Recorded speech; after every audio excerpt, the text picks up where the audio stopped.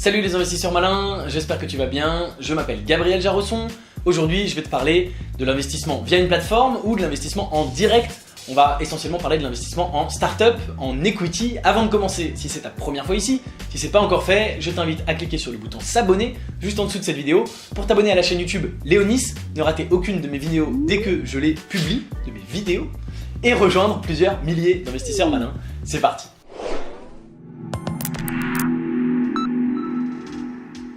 C'est une question qui m'a été posée par Jean-Luc, je te remercie pour ta question. Et effectivement, c'est des sujets que j'aborde régulièrement, notamment au téléphone avec un certain nombre de personnes, de membres de mon club, etc.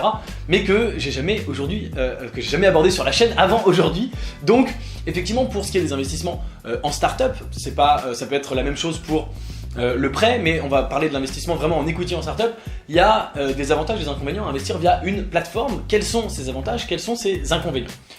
Alors, avant de commencer, déjà une chose, mon cher Jean-Luc, et toi qui me regardes, c'est que investir en direct, c'est-à-dire investir en dehors d'une plateforme, ça sous-entend déjà le fait d'avoir l'opportunité de le faire. C'est-à-dire que les plateformes en ligne que tu connais, eh bien elles t'apportent des opportunités d'investissement.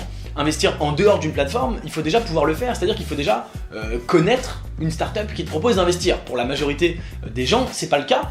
Et donc ça s'arrête un petit peu là, d'accord? Mais on va imaginer que tu connaisses effectivement des startups qui te proposent d'investir. Déjà, il faut déjà les connaître et puis il faut qu'elles te proposent d'investir ou que tu arrives à les convaincre d'investir, d'accord? On va imaginer que tu connais ces startups et qu'effectivement tu as l'opportunité d'investir dans ces startups. Quels sont les avantages, quels sont les inconvénients?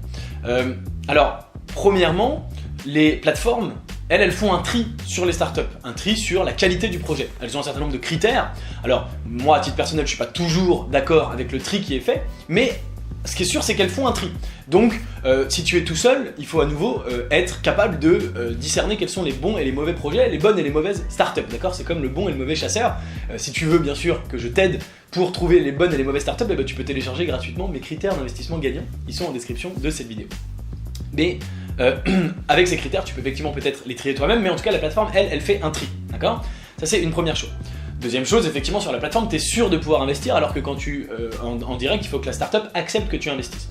Et ça me permet de faire le lien parfait avec ce qu'on appelle le ticket d'entrée, c'est-à-dire que sur une plateforme, la plupart du temps, le ticket minimum, la somme la plus basse que tu peux mettre, c'est 2000 €. Sur certaines startups comme SoWeFund, c'est même à partir de 100 €. Donc c'est extrêmement bas, c'est accessible à énormément de monde. En direct, dans une startup, en général, les startups vont te laisser investir à partir de 10 000 € par personne. Et ça va dépendre à quel stade de la levée de fonds est la startup. Pour ce qui est de l'amorçage, c'est en général minimum 10 000 € par personne. Après, quand on augmente, moi je vois très régulièrement des minimums de 25 000 € par personne, 50 000 € par personne.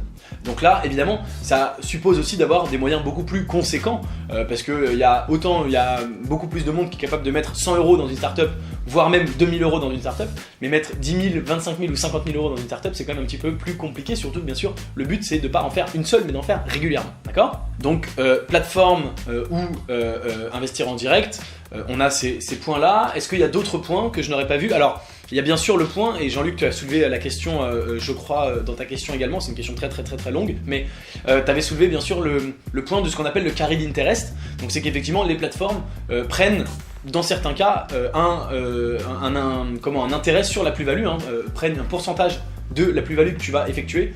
Donc ça effectivement c'est entre guillemets un inconvénient de la plateforme, et l'avantage d'investir en direct c'est que tu n'as pas de carried interest et donc de taxes sur la plus-value. Alors le carried interest c'est hyper classique, tout le monde dans l'investissement fonctionne comme ça, et c'est finalement une rémunération pour t'avoir apporté cette opportunité d'investissement. Donc voilà, mais effectivement il existe. Si tu penses que c'est important pour toi, tu peux effectivement investir en direct. Cela dit, tu l'avais vu comme quelque chose d'assez négatif de mémoire dans nos échanges, et finalement il faut bien comprendre que c'est assez intéressant le carried interest puisque les intérêts sont alignés.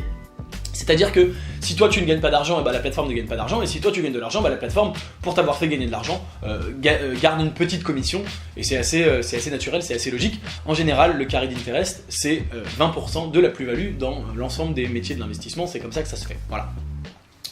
Je crois que c'est à peu près tout. Alors il y a bien sûr une autre solution pour toi mon ami Jean-Luc et pour toi qui me regarde.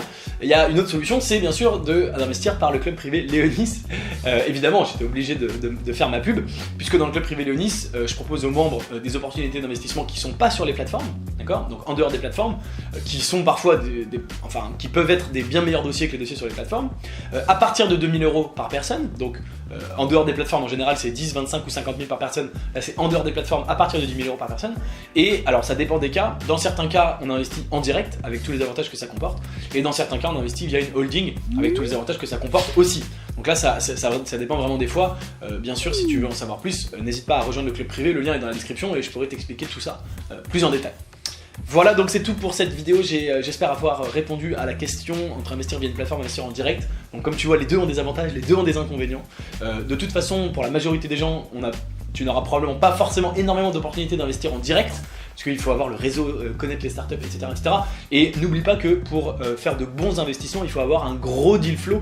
C'est-à-dire que plus tu as une quantité importante de startups dans lesquels tu peux potentiellement investir, plus tu pourras sélectionner les meilleurs et tu as des chances de faire des bons investissements. Si tu as un deal flow de 10 startups par an, si tu as un deal flow de 10 startups par an, eh bien tu risques probablement de pas avoir, soit de faire un investissement sur les 10 parce que tu dis je vais quand même pas en faire 0 mais qu'il soit pas terrible, soit d'en faire aucun, et dans ce cas là quand même on a rien réussi. Donc chez Léonis dans le club privé on a un deal flow de plus de 100 startups par mois, donc là on commence à avoir un certain nombre de startups de qualité qui émergent forcément sur ce volume. C'est tout pour cette vidéo. Dis-moi en commentaire ce que tu en as pensé. Est-ce que tu as déjà investi en direct? Est-ce que tu as déjà investi dans une plateforme? Laquelle de ces deux possibilités tu préfères? Je serais ravi de le savoir. Si tu es arrivé jusqu'ici, bien sûr, mets-moi un like. Si tu n'es pas encore abonné à la chaîne Léonis, je pense que c'est vraiment le moment de le faire. Moi, je te dis à très bientôt pour une prochaine vidéo. Et en attendant, tu peux regarder une autre vidéo de moi juste au-dessus de ma tête. Ciao!